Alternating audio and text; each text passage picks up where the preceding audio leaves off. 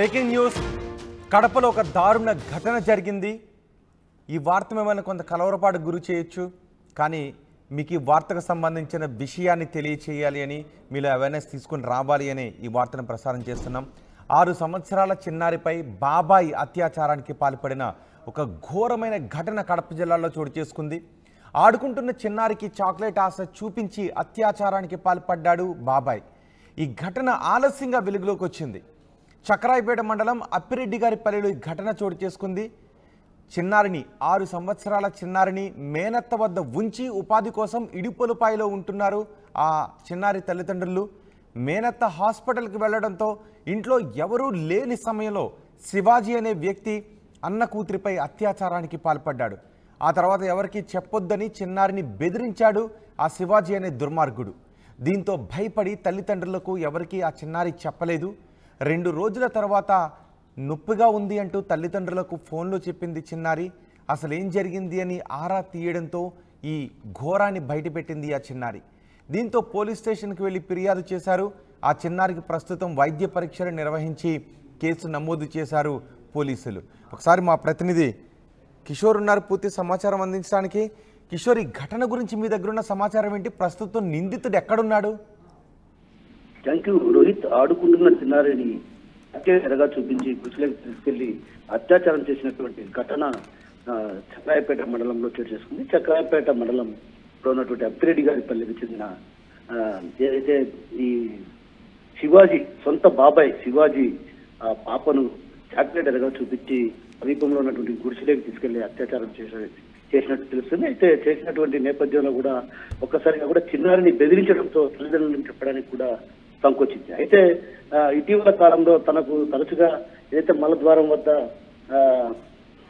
నొప్పి ఎక్కువగా ఉండడంతో భరించలేక ఆ విషయాన్ని తల్లిదండ్రులు చెప్పింది। ఈ విషయంపైన అటు ఆరా తీయగా అటు పూర్తి విషయాన్ని ఆ చిన్నారి చెప్పడంతో కూడా ఒక్కసారిగా కూడా తల్లిదండ్రులు కూడా తీవ్ర ఆవేదనకు చెందారు। ఆ తర్వాత అక్కడ ఉన్నటువంటి సమీపంలో ఉన్నటువంటి పోలీస్ స్టేషన్ వెళ్లి పోలీసులకు ఫిర్యాదు చేశారు। అయితే తల్లిదండ్రులు మాత్రం ప్రధానంగా ఏదైతే కూలీ పనులు చేసుకుని జీవనం సాగిస్తున్నారు, కూలీ పనులు చేసుకుని జీవనం సాగిస్తున్నటువంటి నేపథ్యంలో ఇరుపులపాయలో ఉన్నటువంటి అక్కడ కూలీ పనులు చేసుకుంటున్నారు।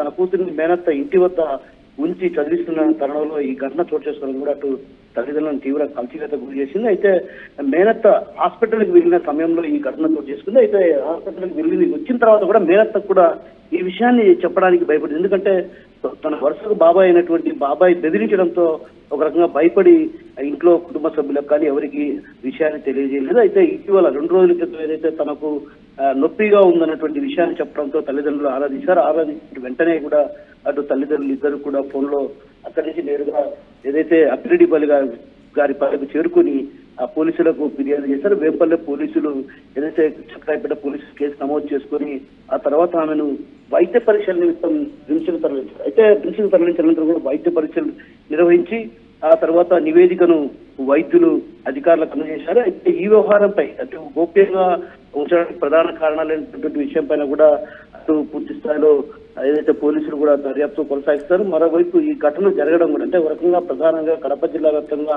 పలు ప్రాంతాల్లో కూడా చిన్నారులను చిదివేసినటువంటి ఘటనలు చోటు చేసుకుంటాయి। అయితే ఈ నేపథ్యంలో కూడా కఠినమైన చర్యలు తీసుకోవాల్సినటువంటి అవసరం ఎంతైనా ఉంది। ఎందుకంటే ఒక దుర్మార్గంగా వ్యవహరించేటువంటి కామాంధుల పాలిట చిన్నారులు బలవుతుండడాన్ని కూడా అటు తీవ్రంగా పరిగణించాల్సినటువంటి అవసరం ఉంది। దీనిపైన కూడా ప్రత్యేకించి అధికారులు కూడా ప్రత్యేకంగా చట్టాలు తీసుకురావాలి అన్నటువంటి విషయాన్ని తల్లిదండ్రులు చెప్తున్నారు। మరోవైపు ఏదైతే ఈ కేసు వ్యవహారంలో కూడా ఇది కేసు ఎత్తిపోతున్నట్టు కూడా పోలీసులు చెప్పడానికి కూడా తల్లిదండ్రులు తీవ్రమైనటువంటి ఆవేదన గురి చేస్తుంది। ఎందుకంటే ఆమె చదువుకున్నటువంటి వ్యక్తి కాకపోవడంతో కూడా సమాచారాన్ని కొంత ఏదైతే ఫోన్ నెంబర్లు అలాంటివి తెలియకపోవడం వల్ల వాటిని చెప్పకపోవడం వల్ల కేసు ఇదంతా నీరుగార్చే ప్రయత్నం జరుగుతున్నటువంటి విషయాన్ని కూడా ఆమె స్వయంగా మన ఆర్టీవీ కూడా చెప్పడం జరిగింది। అయితే ఈ వ్యవహారం పైన కూడా ఇప్పటికే ఉన్నతాధికారులు కూడా జోక్యం చేసుకోవడం జరిగింది। అదేవిధంగా జిల్లా ఎస్పీ హర్షవర్ధన్ రాజు కూడా ఈ వ్యవహారం పైన అటు ఆరా తీశారు। అందులో భాగంగానే ఏదైతే ఇప్పుడు నిందితుడు ఎవరైతే ఉన్నారో శివాజీని కూడా అరెస్ట్ చేసి పోలీస్ స్టేషన్ లో విచారిస్తున్నట్టు తెలుస్తుంది। ఈ వ్యవహారం పైన కూడా అటు పూర్తి స్థాయిలో విచారించి చర్యలు తీసుకోవాలన్నటువంటి విషయాన్ని కూడా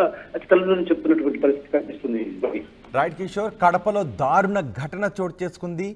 బాబాయే అన్న కూతురిపై 6 ఏళ్ల చిన్నారిపై అత్యాచారానికి పాల్పడిన దారుణమైన ఘటన చోటు చేసుకుంది। ఆడుకుంటున్న చిన్నారికి చాక్లెట్ చూపించి ఆ చిన్నారిపై అత్యాచారానికి పాల్పడ్డాడు శివాజీ। తర్వాత నొప్పిగా ఉందంటూ ఆ 6 సంవత్సరాల చిన్నారి తల్లిదండ్రులకు చెప్పడంతో ఆ తర్వాత అసలు విషయాన్ని చెప్పింది. బాబాయే ఇంతటి ఘాతుకానికి పాల్పడ్డాడని దీంతో పోలీసులకు ఫిర్యాదు చేశారు. పోలీసులు కేసు నమోదు చేశారు. బిఎన్ఎస్తో పాటు పోక్సోలో పలు సెక్షన్ల కింద కేసులు నమోదు చేసి ప్రస్తుతం శివాజీని అదుపులోకి తీసుకున్నట్టుగా తెలుస్తోంది.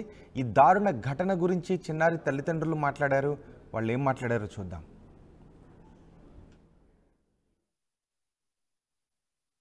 మా పాపని ఇంటి దగ్గర పెట్టి మేము త్రిబులెట్లో పని చేసుకుంటున్నాం సార్.